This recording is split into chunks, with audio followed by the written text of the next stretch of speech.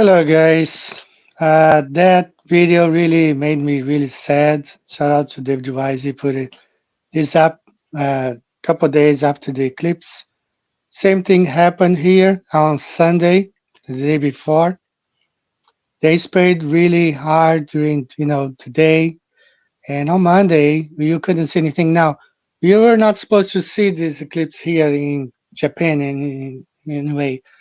But regardless, there were other things going on, like the Devil's Comet and other things going on in the sky.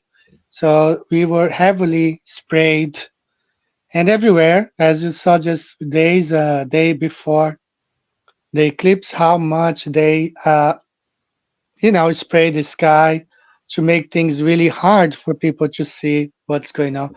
So shout out, Phil. No Donkey Records. Shout out, No Donkey Records in Germany.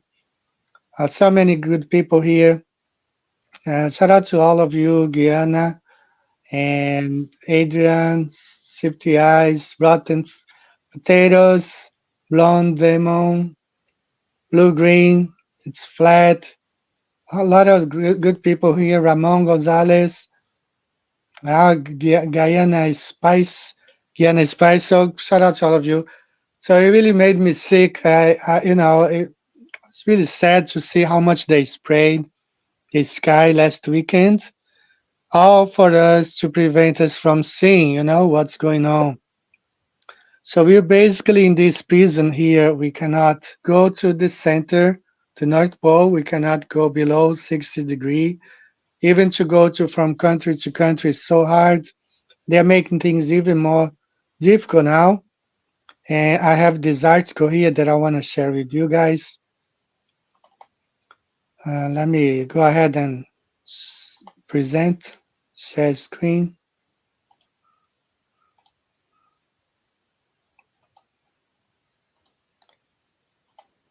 All right, this is an article from New York. I think it's New York Magazine. Yeah, the New Yorker. Okay, the case against travel. So they're trying to convince us that traveling is not something good for the environment or for us. That was an article 2023. So the whole article is a case against traveling. Well, we all know they want to ban traveling altogether. No, in the next few years, traveling will be for the super rich only, you know. So we are in this prison here, prison flat earth, we would say, not because, I mean, those power, the people in power, they have made the situation where you cannot look at the sky, you cannot go from place to place. And I mean, just the situation we are right now. It's really depressing. So I was very close to canceling the show, guys, because I was feeling a little bit weak today. I am feeling a little bit weak, so I got my water here with me. Has some salt mixed with it. So let's get it right into it, okay? Might or might not have a guest today. I don't know.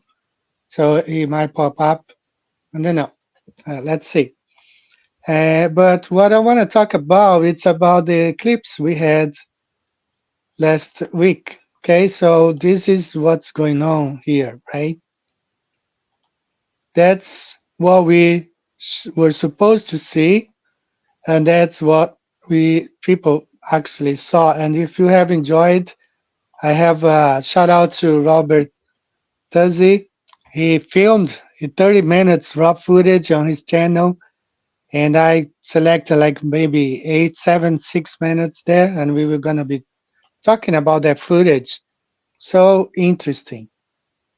So that's why I named the name of the video the ellipse of the sun, not the eclipse, based on the NASA guy who called the event an ellipse. He didn't call it an eclipse, he called it an ellipse. So let's go right into that. Let me just shout out to John Bailey here. He got a map. Thank you, John, for supporting the channel. He's got his listens. This is the 18 by 36 inch. Thank you so much. Shout out to Curve Buster in New Zealand. So let's get to this one. I want to play this video, guys. Please look this stuff up here. There's no better proof than moments like this, a total solar eclipse. What's good, fam? So in my last video, I stirred the pot a little bit, claiming that the moon doesn't cause the eclipse at all because it moves vertically in the sky. Then this clip right here came out this week. There's no better proof than moments like this, a total solar eclipse. So I searched the internet around for information on an ellipse, and I didn't really come up with anything. So I turned back to ChatGPT. ChatGPT says that an ellipse is caused by an object that travels with the sun. An ellipse is the sun, that it's not the moon. So take a listen at this. What is a solar ellipse? I think you might be referring to a solar eclipse. A solar eclipse happens when the moon... No, this week a gentleman from NASA got on the television and said we would have an ellipse. E-L-L-I-P-S-E. What is that? Ah, it sounds like you're talking about an eclipse, but pronounced as ellipse. In astronomy, an ellipse is actually a type of shape, like a stretched out circle. However, in the context of what the NASA representative mentioned, they might have been referring to an astronomical event or phenomenon specific to that context. Unfortunately, without more information, it's hard to say exactly what they meant. Is an ellipse possible on Earth? An ellipse is a geometric shape, like an elongated circle. It's commonly seen in orbits, where celestial bodies like planets or satellites move around another object in a path that's more oval-shaped than circular. So, while we don't usually refer to specific events on Earth as ellipses, the concept of an ellipse is definitely relevant in various aspects of Earth's natural and artificial systems. What would have an orbit of an ellipse? In an orbit of an ellipse, the object, like a planet or satellite, travels around another object, like the sun or a planet, in a path that's not a perfect circle, but more elongated. This means the distance between the two objects varies throughout the orbit. When the object is closer to the body, it's orbiting, it moves faster, and when it's farther away, it moves slower. This creates a dynamic and changing orbital path compared to a circular orbit. So if we're having an ellipse of the sun, then the object that will block the sun will be orbiting the sun and not the Earth, then, correct? Yes. If there's an event involving the sun being blocked or partially obscured, like a solar eclipse or a transit of a planet, it usually happens because an object is passing between the Earth and the sun. In the case of a solar eclipse, it's usually the moon orbiting around the Earth that... No, that's not my question. You said an ellipse happens when an object has an oval orbit around an object. So if we're having an ellipse of the sun, then the object is going to be orbiting around the sun, correct? Yes, you're absolutely correct. If we're talking about an ellipse involving the sun, then the object causing the ellipse would indeed be orbiting around the sun, not the Earth. So what is going to block the sun on April 8th if it's an object orbiting the sun and not Earth? Ah, I see what you're getting at now. On April 8th, 2024, there's going to be a total solar eclipse visible in certain parts of the world. During a total solar eclipse, the moon passes between the sun and the Earth. No, it's not the moon. You just said if it's an ellipse, then the object orbits the sun only. What is that object, Rahu or Ketu?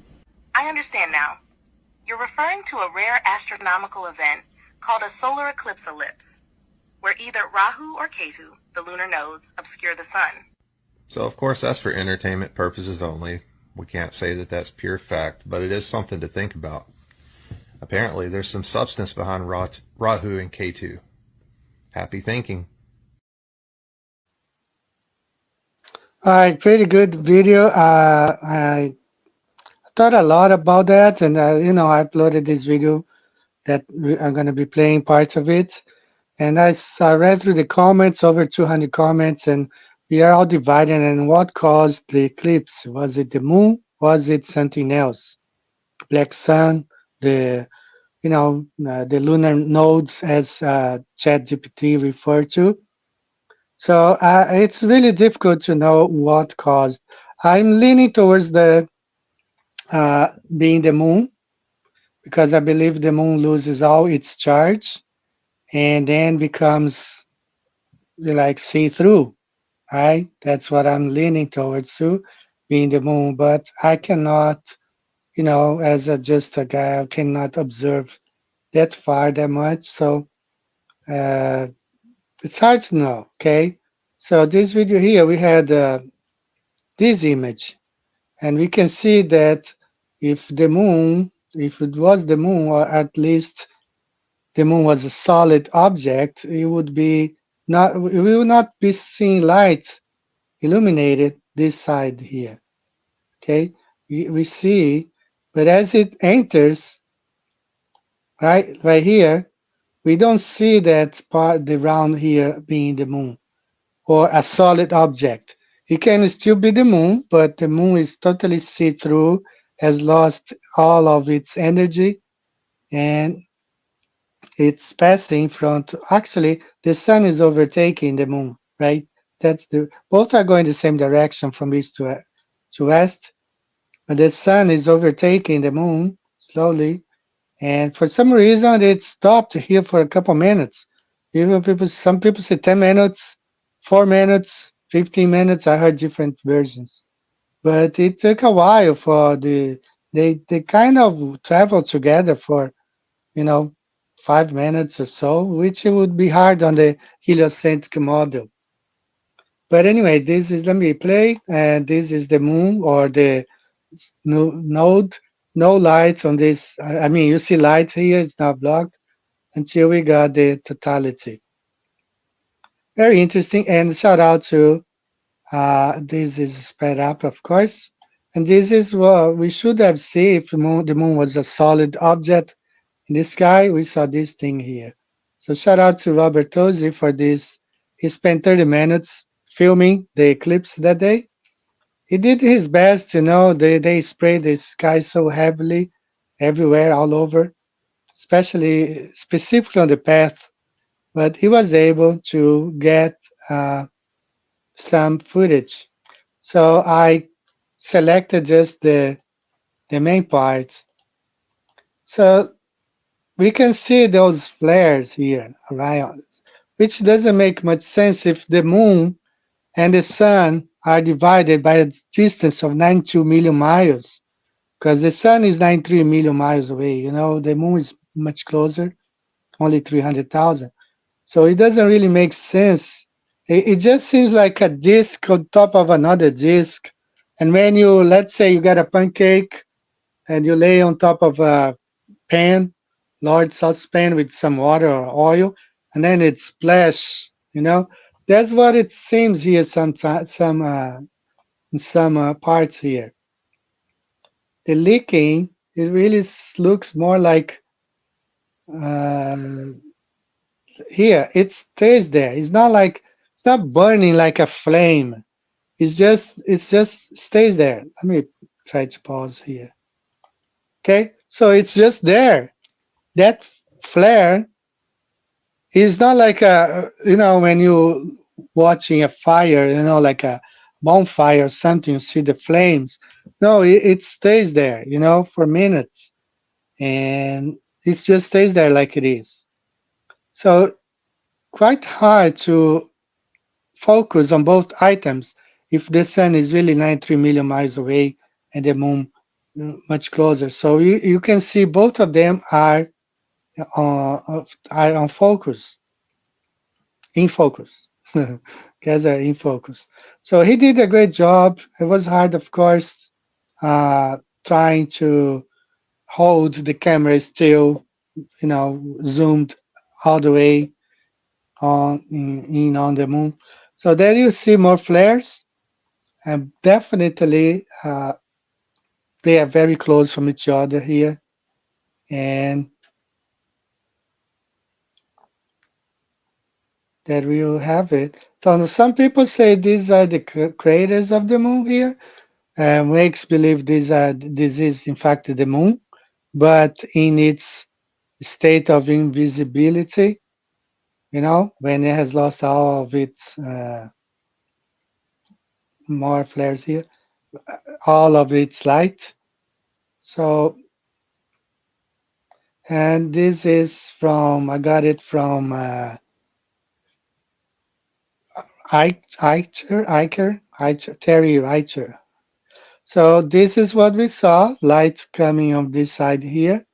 And if the moon was a rock covering, we would never be able to see this light around here, you know? So it really looks like this a lot. This is what we should see, and this is what we saw on that day. So very interesting here. So there's a couple more things that I want to share with you guys. And just check the chat a little bit and see what's going on. So what you guys think? I want to hear. Actually, I haven't even checked mic. I hope you guys can hear me. Kaleidoscope, yeah, maybe. Travel. Symbiote, you can't have one way. You can stop. Worship the moon at night. Let me see. Then post right. You can see the unlit. Yeah, we can see on the unlit parts of the moon. So that's why that it's really strange on the day of the eclipse, because we can't see anything, you know, during the eclipse. So shout out to Texas, and also I want to shout out to Deborah. I know how to say her last name. She became a Patreon. Thank you so much. And Diana also, thank you. So let's move. Let me play this second video. This is even more interesting, guys. Let's see, I think it's this one. How would you explain this? There's something suspicious with this footage. So you think the moon is a solid object, right? A rock. Here we've got a problem now. If put this moon away, what's going to happen here with the light? The light here of the sun. Can see the light of the sun, although the moon should be a solid object, right? So how would you explain this, right? You can see here where I put this marker and when I put the sticker away. Take a look what's going to happen now. Here, you see the light of the sun, but the moon is in front of the sun. So this light should not be visible if the moon is a solid object, right? Moon comes in, but you can see the whole light of the sun. The whole light of the sun. So this black object here. If the moon is really what causes solar eclipses, this is what it should have looked like as it was approaching the sun. The sun would have lit up the edge of the moon that was closest to it as it approaches, and you should have definitely been able to see the rest of the moon's disk. I'm talking about the outline. Notice how you can see the entire disk of the moon here. And this was captured during the dead of night, when in your model the sun is on the opposite side of Earth. It's on the other side of Earth, obviously because it's at nighttime. But we're told that Earthshine is responsible for lighting up the dark portion of the moon here, where you can barely see it. But my question is, how is there Earthshine at night, but there is no Earthshine during the middle of the day or during a solar eclipse? You would think at least Earthshine should have been reflecting back up onto the lunar surface enough to at least see the outline of the moon as it approaches and exits the sun. But we do not. We never see the moon approaching or exiting the sun during a solar eclipse. Never. Now let's check out some footage from the solar eclipse. Okay, this is before totality. But again, you should see the sliver of the moon that's closest to the sun right there, partially blocking the sun. And you should also see at least the outline of the moon's disk, because the sun would be shining on the back of the moon and the light would be bouncing off of the moon, reflecting in all directions, and you would see the outline, a dark outline of the moon's disk. But there's nothing there. No moon in sight. So what's causing this eclipse? It's certainly not the moon. This is why I believe in the nodes. Our ancestors called them Ketu and Rahu. And Enoch talks about portals that the sun and moon go through. So this right here is really what the solar eclipse should have looked like if it was in fact the moon that was causing it. But this is not a picture of a solar eclipse. This is actually a picture of a crescent moon, and the dark portion is barely visible. Now they tell us what causes this effect is a thing called earth shine. But why is there never, ever any earth shine happening during, before, or after a solar eclipse? It makes absolutely zero sense whatsoever. And here's another example of what they call earth shine. In the dead of night, through clouds, and I can still see the entire disk of the moon during a new moon phase at night, but not even a hint or a sliver or any visible, observable evidence of the moon causing a solar eclipse during the day. Where's the earth shine? We're told that if you look into a solar eclipse, you can go blind because it's so bright, but it's not bright enough to cause earth shine. It makes zero sense whatsoever. It's obvious the moon is not what is eclipsing the sun here. So what is it? This is what we should have seen approaching the sun, then eclipsing the sun, then exiting the sun. I mean, we're told that the moon is made of reflective white dust. So why doesn't it reflect any sunlight during a solar eclipse? I don't believe that's the moon causing this eclipse. All I'm saying is we should be skeptical. All right, pretty interesting, guys. I have people asking me about this a particular video. I can upload to my channel. Also, the other one, we go to my channel. It's just I uploaded this video this weekend, so you can check it out. Let me go to my channel real quick and share with you just the video that I'm mentioning right here. Okay. Okay. Hold on, guys. I'm just getting there. Switch and main channel. I was on my backup channel. So someone was asking me about why I don't let comments on the backup channel. I don't have a lot of time to be answering those kind of, comments as well. So I want to concentrate in one channel only, not be, it's true. I got a lot of different email messages, tags, all that stuff. So it's hard for me to be replying to all these messages.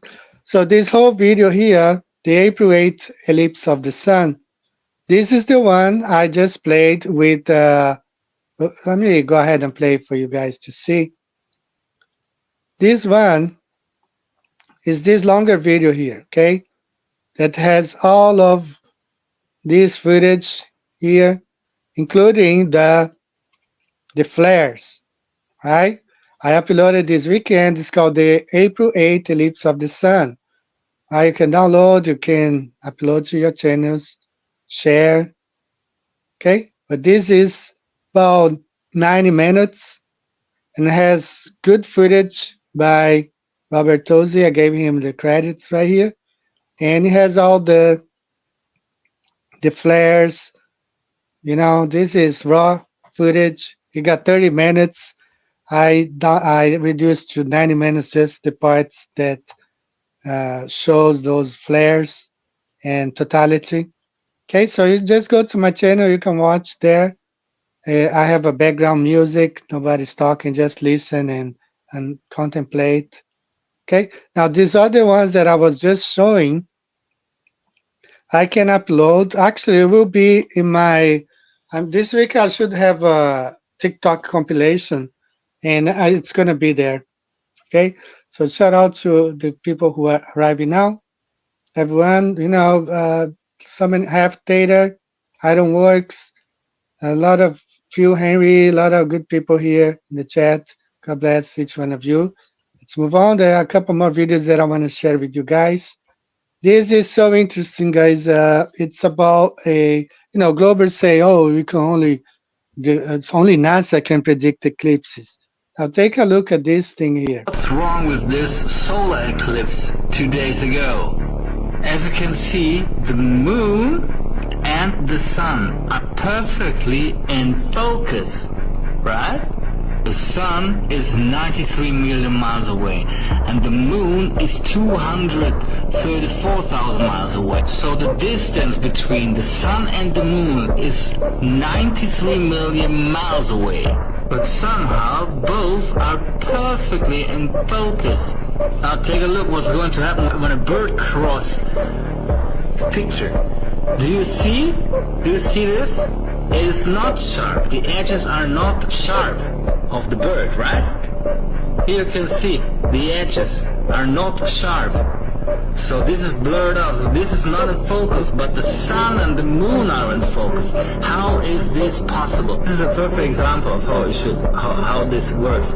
This here is a focus, right? It's sharp, the edges are sharp, but the background, it's further away. This is not sharp, right? This is not in focus. But somehow the sun and the moon are perfectly in focus, although there is a huge distance between those two objects. So this is a Pulsar's Canon of Eclipses.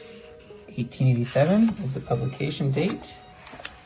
It has 8,000 eclipses computed in tabular form. My favorite part is in the back, though. We have these really cool maps of eclipse paths. And if we flip to this page is all the eclipses from 2008 to 2030. And if we look really carefully over here, we can see what this says. It says 4 in Roman numerals, which is April 8th, 2024, and there is the path for today. This book is super cool. Hard to find though, expensive. If you want, I have a poster version you can buy in my TikTok shop of all the eclipse paths from 2008 in that one pane, and then the next pane taking you to 2054.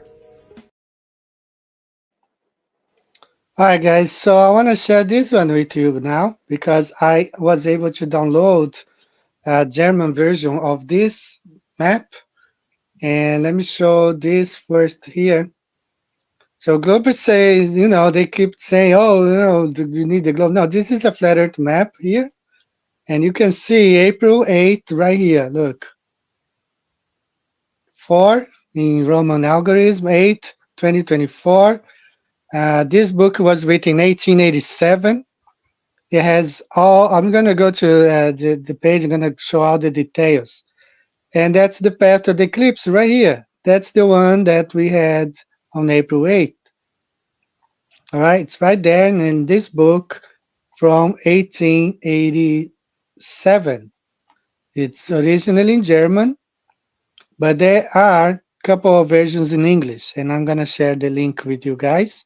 But this is the eclipse predicted, thousands of years ago, actually, for real, because those eclipses can be, if you guys read the book by Alex Gleason, he was a chronographer, like he could tell the time, mathematician, all that stuff. and he also has his tables with the predictions. So there you have it right here. Let me should I, no, I'm not gonna turn the page, but this is the flat Earth map right here. You see the equator. They don't have the whole South America. Some others they do, and I'm gonna share some of the pages with you guys. I did superimpose this on the glistens, and this is, you know, how it looks like on the glistens, and that's you. Here you have it right here. This is the one, April, in Roman algorithm right here, 4th, 8th, 2024. This is the eclipse we just had on April 8th, right? Right here. And we have so many others. Look, this one, 2028. It's going to be January 26, 2028, right here. You have another one here, 2027 coming. Okay, all of these have been predicted so long ago. You know, in 1887, when they published this book, you know, they already had the tables. So I have these on the glistens, but I downloaded the book, and all these about 150. You know, the only problem is that the book is not in high resolution. This is the German version. So you see here, some of the maps are really bad. You cannot see. But you have all the path of the eclipses right there. And as we go forward, you know, you have different years, different centuries, right? You got to go until you find the ones from 2000 to 2030, I guess. So let me show you the links here. Find the links and share with you where you can find these the links here.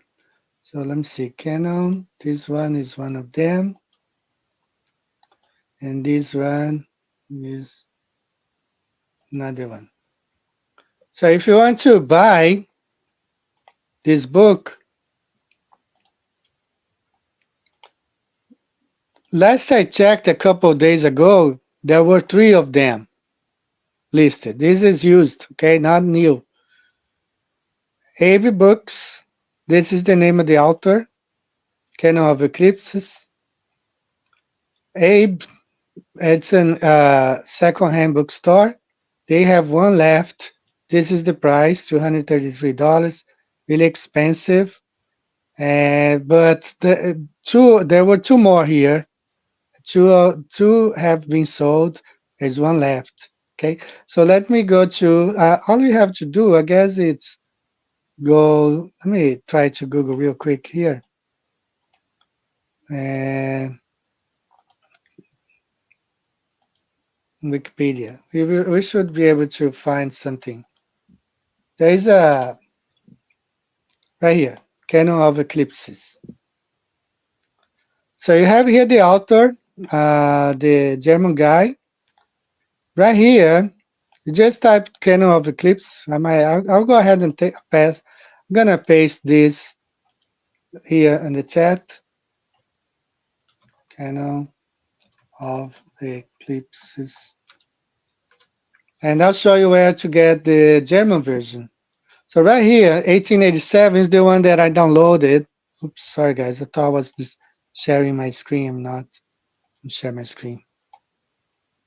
Okay, now we got it. So you go to Google, type this name here, Theodor Witter von Opfeis, whatever kind of eclipses. The very first link takes you to this page on Wikipedia. So right here, 1887 original German edition. But the problem is that this is not a really good resolution copy, but they have an English. So the English version is right here. I found it on AB Books or AB Books. Now, a couple of days ago when I checked, there were 3 of them. Now there is only one left there, and this is the price. This is not new book. It's an old used book. Okay, so I don't know anything about it. I'm not promoting, just showing If you want to find, there is one on this, AB books here. There's one left there. You might be able to find this book next to somewhere, if you go to used bookstores. So let me show here, because I thought the whole time I was sharing my screen. I was not. I apologize. So this is you're going to find about 150 maps, flat earth maps like this one. Okay. And this is the eclipse we just had now on April 8th. Okay, April 8th, you see here it's written in Roman numeral 4, April 8th, and 2024. All right, this is the one that we just had, and there are many others predicted, or 2027, there will be one right here. 2028, one right here, north of Brazil. 2023, we just had one. 2027, Atlantic. So there are so many of them. Actually, there are like 8,000. It says right here. Let's see. I think I took a screenshot here. So right here, the Canon of Eclipses, German Canon, blah, blah, blah, published in 1887, is a compilation of over 13,000, 8,000 solar eclipses and 5,200 lunar eclipses, including all solar and all umbral lunar eclipses between the years of 1,208 before Christ and 2161. So you have eclipse for another 140 years predicted. It was republished by Dover Books in 1962. So you might find this version 1962 Dover Books, if you're lucky, in English. But the original in German, I found one link online, and it's not a good resolution. Like I downloaded the pages right here, and you see like the maps are, you cannot see. You can see the path of the eclipses, but you cannot really see the countries. So whoever made this, scanned this book, I don't know what happened here. They left, I don't know what's going on here, but all the paths of the eclipses are there. There are about 150 project on a flat Earth map. But unfortunately, the German version, online, free, it's terrible. Only some of them you are able to see the countries. All right. So this is not an encyclopedia, it's a book called The Canon of Eclipses. And if you find this version here in English, 1962, you can make good copies, because I only have one good copy, which is this one right here. This is from the English and version, the best I could find, and there are a couple of predictions there. Okay, so 1887 book, you have all the eclipses, including this one. NASA probably got this book, and they publish, and they say, oh yeah, we can predict eclipse, but right. So sorry, I was thinking that I was sharing my screen the whole time. I don't know. This guy, yes, they all keep saying that video by good friend, and he's always here. Robert Tosi, he's the one who really worked on this map. He keeps saying it's fake, so I'm gonna link his channel, and you go there and you watch the whole 30 minutes. Right? It was pretty hard because I do have a P900, and when you zoom on a star or on the moon, if you don't have a tripod, it's so hard, to maintain that position. And I do have a tripod, but it's really hard. So let me share my screen one more time. Okay. So Yashadel, you keep saying this is fake. This is the original by Robert Tuzzi, sorry. And 30 minutes. All right. He filmed the whole thing from the beginning to end, raw footage. He pasted there. He uploaded, and there you have it. Okay, the day of the eclipse. And he sent me a message. Eclipse, my son and I view from Burnett, Texas, starting at about 1:25 p.m. local time. Full eclipse starts 10 minutes in. Video with an Nikon P1000 without any filters. Everyone's eyes are fine. Okay, so that's the original and the raw image. So I can't help.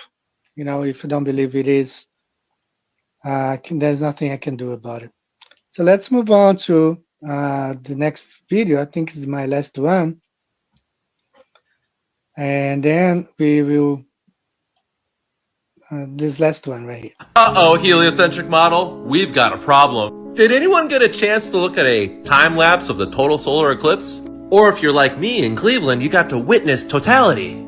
But did you notice that the celestial disks gradually moved in perfect totality, and then they paused there for like 10 to 15 minutes, and then they moved along? How do you explain the pause in the heliocentric model? Or the fact that they're, I don't know, the exact same shape and almost the exact same size? I get it, 400 times further away and 400 times bigger. Right. But go ahead, watch the time-lapse videos that exist out there. You'll notice they move into perfect formation and then they pause and move along. Uh-oh, they're not physical objects in outer space. Yeah, so he mentions about the pause. It really took some time when the moon or whatever was in front of the sun. It kind of stayed there for, he paused 4 minutes, 5 minutes. Some people say 10 minutes. I don't know, but that's what he notes. He also looked and he filmed the eclipse. Yeah, I kind of, there was like a 4 minutes pause or something. Something happened there. And yeah, I have a good tripod. I have a Manfrotto. I paid like $700 when I bought. It was a really good SU, but I haven't been doing much filming of stars or anything lately. All right, so this is what I have for as far as the eclipse. And is it the moon? I'm leaning towards being the moon, emptied, like totally depleted of its energy, because according to the Book of Enoch, the moon charges from the sun the first 14 days, and then the second 14 days it burns out its energy. So, and once it burns all of its energy, it gets depleted, and it becomes this thing, node, whatever, it's up there, and it really was very close from the sun, and I really enjoyed that footage by Robert Tuzzi. All right, so it seems like NASA, which was supposed to go back to the moon in 2025, has postponed again, right? So I got this stuff here. Let's watch it. One small step for man and one giant setback. NASA announced some tough news about its mission to the moon. The agency has delayed America's return to the moon by about a year. Now astronauts will have to wait until at least 2026 to land on the moon again. As Fox's Esther Bowers explains, officials say they need more time to safely send astronauts back to the lunar surface. We haven't been to the moon in over 50 years, and we'll have to wait even longer. And as we prepare to send our friends and colleagues on this mission, we're committed to launching as safely as possible, and we will launch when we're ready. NASA isn't ready and says several issues relating to life support and spacecraft safety need work. Scientists are troubleshooting an issue from Artemis 1 with the heat shield. What we were not expecting were some pieces of that chart to be liberated from the vehicle. And so we need to make sure we understand the transport and debris transport phenomena that cause. NASA found other issues with air ventilation and temperature control on the Orion spacecraft. And liftoff. These delays aren't the only setback for NASA this week. A lunar lander on its way to the moon right now is in crisis. The company Astrobotic announced on Tuesday the lander will run out of fuel in about 40 hours because of a propellant leak. The lander was a crucial tool NASA was counting on to study the moon before sending astronauts. But there is now, quote, no chance of a soft landing on the moon. Safety is our top priority. That priority means NASA will not rush future missions. With humans' lives on the line, more testing and time is needed before going back to the moon and beyond. Esther Bauer, Fox News. The Artemis 2 mission is now set for September 2025, and Artemis 3 is pushed back until September of 2026. Something to look forward to. Hopefully they'll figure all out how to do it very safely. Yeah, to keep waiting, the clock keeps ticking time though.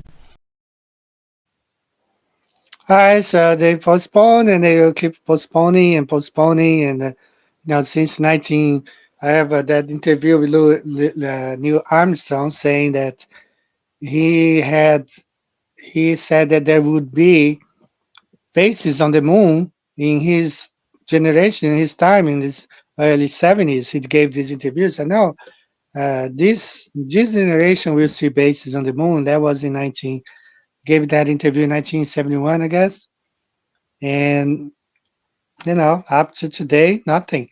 And one simple thing that people have pointed out, that a lot of millionaires are building bunkers. And why aren't they going to space?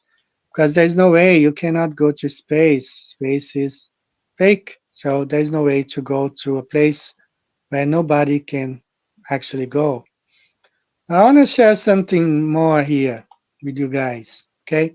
So you see the heliocentric model, how, things don't, you got to add up and keep on doing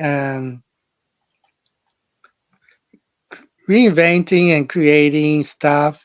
So see this thing right here, okay? So somebody filmed this, the P900 or a telescope, okay? Now, we know this stuff is close. It's really close. It's like, I don't know how many, couple hundred miles up there. But in the heliocentric model, you got to believe that this planet is like 20 times bigger than Earth. And they're claiming this is a spaceship bigger than Africa. It's a spaceship in space, like flying, and it's bigger than Africa. So huge. But in fact, if you look in the flat Earth model, those things are close by. There's this Jupiter is not as far away; it's much smaller.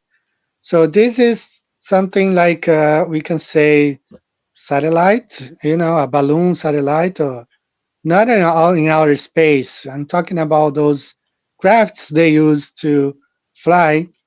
And I'm going to show you something really nice. This guy here, sometimes he comes up with some cool videos.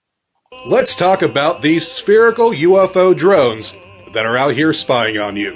The past few years, there has been a massive influx of spherical flying objects called UFOs or UAPs in an attempt to make them seem otherworldly, when in reality, they're not.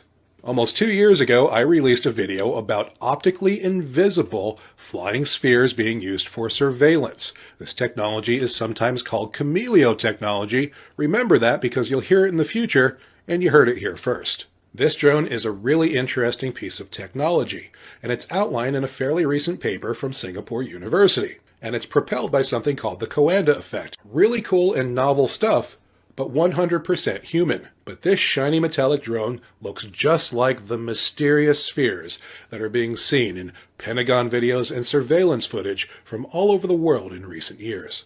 So let's see what all the UFO talking heads have to say about this. I briefed 312 heads of state, 6 chickens, and the Pope about the benevolent sky spheres. They're the Galactic Federation, but you need to ascend to 5D. Balls. Someone said there was a kegger, and my dad totally owns a dealership. Whoa, hey, whoa, leave us out of this. doing, No, oh, hell no. Oh, don't spill the beans. Wow. Technology like this is nothing new. I just think it's starting to become more public and visible. So instead of admitting that foreign governments, our government, and private interests are flying invisible surveillance platforms over us that we can't see and they can't stop, they are using UFO lore as strategic propaganda to desensitize you and make you look the other way. Hi, pretty interesting, guys, because this is what's going on here. They use some of this, and they claim to be a giant spaceship in space, size of Africa, flying, in space behind Saturn. But, this is how it is. Some of these technologies they've been using for decades. And, propulsion, different kinds of propulsion are made public. It's military, top, high secret, stuff. And they claim that it's some sort of alien craft and stuff like that. So, I know we see those reports of those balls and UFOs and stuff like that. And, so let me check here. I've seen a Star movie, wasn't a satellite. Yeah, Angelo. Let me highlight this. We have seen, like in Brazil, if you go to a region called Pantanal, which is a beautiful region, it's like the Everglades in Florida. And at night there, if you camp, the sky is just like in Texas, because I drove through Texas, at night, and we saw the sky. It's beautiful. A lot of stars, and just like when you are in this region in Brazil, and you see, some things like maybe satellites, but you see some of the stars moving. Some stars move, and you see, different things. So yeah, I believe we have the fixed stars, and we have those fallen angels up there flying from one side to another. A lot of things in the sky. Satelloons, yeah, this ball UFO that they are showing now, and definitely, they are pushing this agenda, alien agenda. Yeah, they've been pushing this ancient alien stuff. I want to share something. Let me see if it's here on my computer, because it's in the something for me to share with you guys for a while, and I never kind of do it. No, it's not here. I have to upload. I got to upload to my computer here.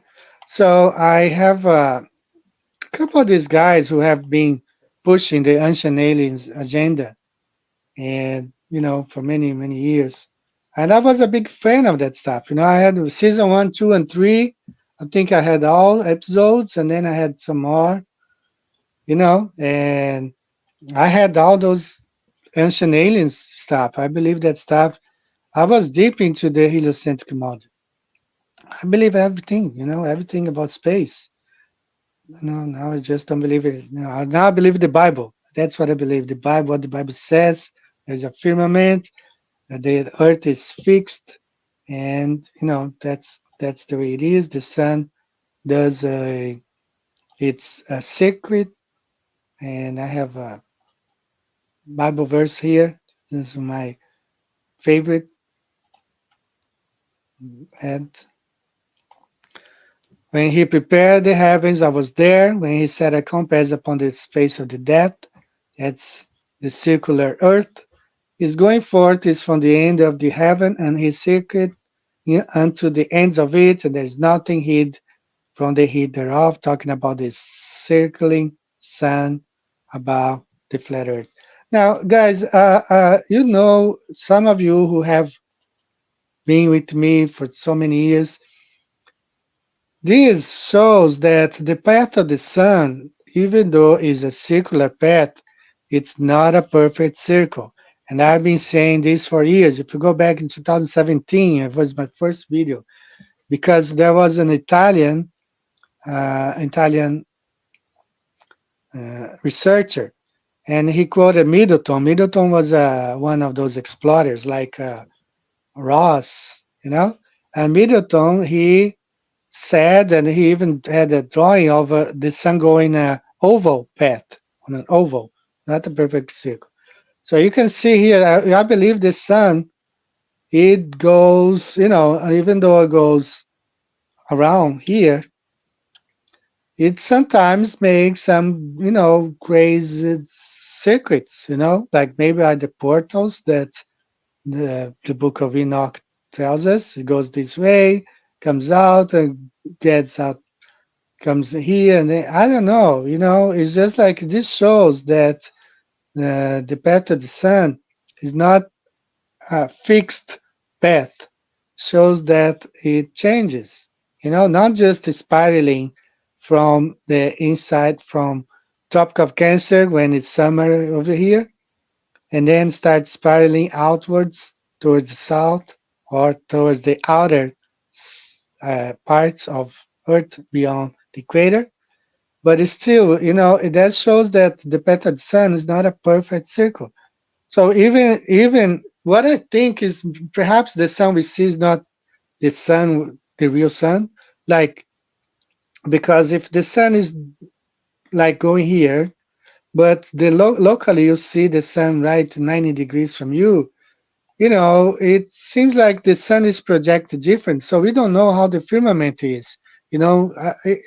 I don't know. We don't know. It's mystery. That's why I like that video by Mark Knight, Wakey Wakey, the Luminaries Mysterium, because it's a mystery. We don't know. It's very difficult to understand what's going on. But definitely, I don't think the sun has a perfect circle path. I think it's more like elliptic or oval, and that's my point of view. Okay, just my thoughts, my conclusions.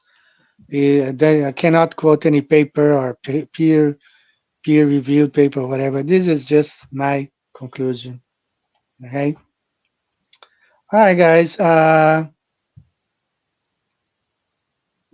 We're gonna have a shorter than normal show today. I was not feeling 100%, so I'm gonna finish at about 75 minutes as I normally do. So we got like about 10 more minutes left. I'm just check here. Everybody may answer. Google it. Demand a refund of their theft of our money. It won't happen. They never get money back from politicians, from government.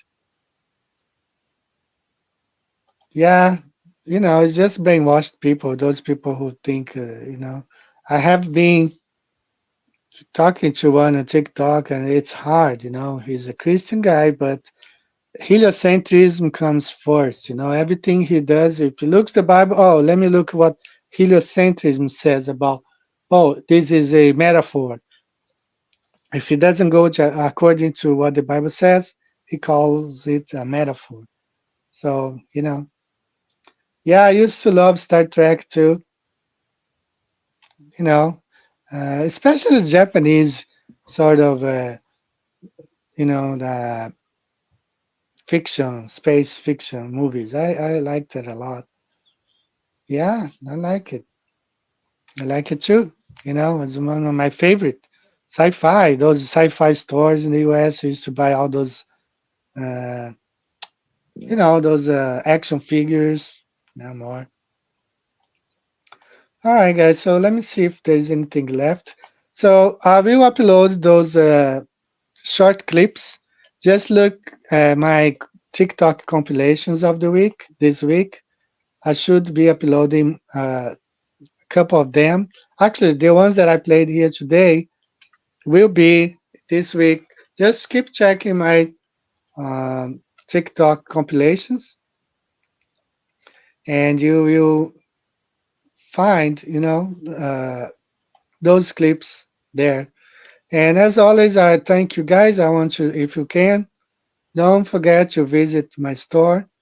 One of the links here, you can get, let me share my screen again one more time. So this is my main channel, Flat Earth Banjo. Every video, besides the Wikipedia disclaimer, you see there, blue Glisten's poster, red Glisten's poster, Spring Store. If you want to become a Patreon, I would appreciate. Or if you feel like supporting, this is my PayPal. I'm gonna add some new designs this week for t-shirts. And but if you want an interest in maps or anything like that, just visit my store, grab an item. They are giving me a hard time paying back. I don't know if it's because I'm a flat Earth store. You know, if the ball earthers get their money first and then whenever they feel like it, they pay the flat earthers. I don't know. So guys, I think we will go ahead and close the show for today. Thanks everyone. We should have I'm gonna try to be back next week just for the talk. It's Flat Earth Talk. If something comes up, we will be talking. Thank you so much. It's Flat. I try my best. You know, time is running short. So many things going on. But I want you guys to have a good week, and I'm gonna close the show with my favorite song, David J. Carroll. We should have someone here in 2 weeks that is going to be releasing a couple of Flat Earth songs, and we will perhaps add his songs to the library. So guys, take care. Have a good week. All right? See you next week. Bye-bye.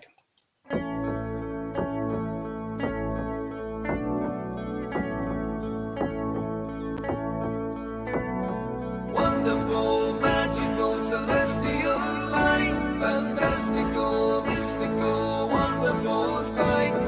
Belgian Swiss physicist Auguste Piccard, 1931, first to reach for the stars, was the first to explore the air view stratospherius, a scientist curious to see what was there. An aluminium black ball on a helium balloon, hydrogen with photos and instruments, sailed towards the moon, rose in just half an hour, 52,000 feet, 10 miles up, 10 temperature, left for dead, trapped in heat and cold, but disproving gravity. Wonderful, mystical, beautiful sight, flat line separation of black from blue light, a world run by deceivers, false make-believers, hiding in shadows, stealing our light. Mystical, fluorescent light, wonderful, magical, awesome, yes, stealing our light. Wonderful, let there be light, supernatural, eternal, up we go, higher than rainbows, higher than mountains, above cumulonimbus, higher than air, high level horizon, 360 around us, but right round behind us, any height that you dare. The sun and the moon both revolve above around us, but forever short time past intelligently there. You'll never beat us, you'll never defeat us, no more you deceive us, see through you like air. Kipper and Picard were the first ever known to reach up there. Divine luminescent light, mystical, wonderful, celestial light. So what was their eternal testimony? What did they report back to humanity? Said it seemed like a flat disk far as eyes can see, with an upturned edge fading into infinity. A mystical, ethereal, celestial sight, a divine creation, a clockwork of light, designed hid by deceivers and false make-believers, still cowering in shadows, still fearing our light. Here we go, higher than Everest, higher than airplanes, above zero cumulus,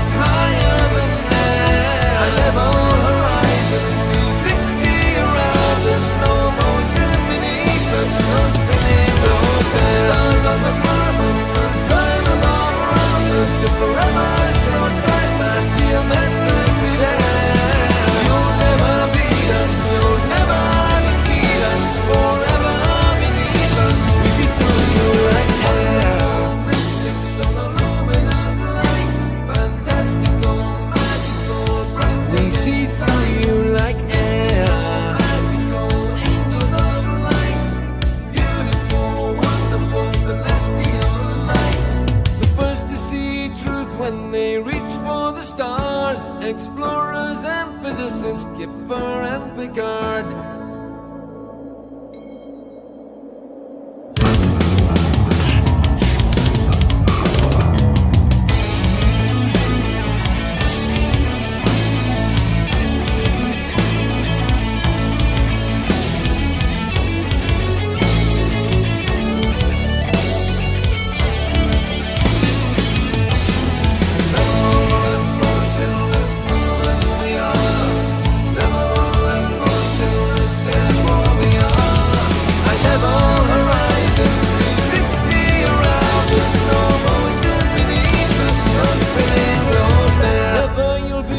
Never you'll defeat us, forever beneath us. We see through you like air.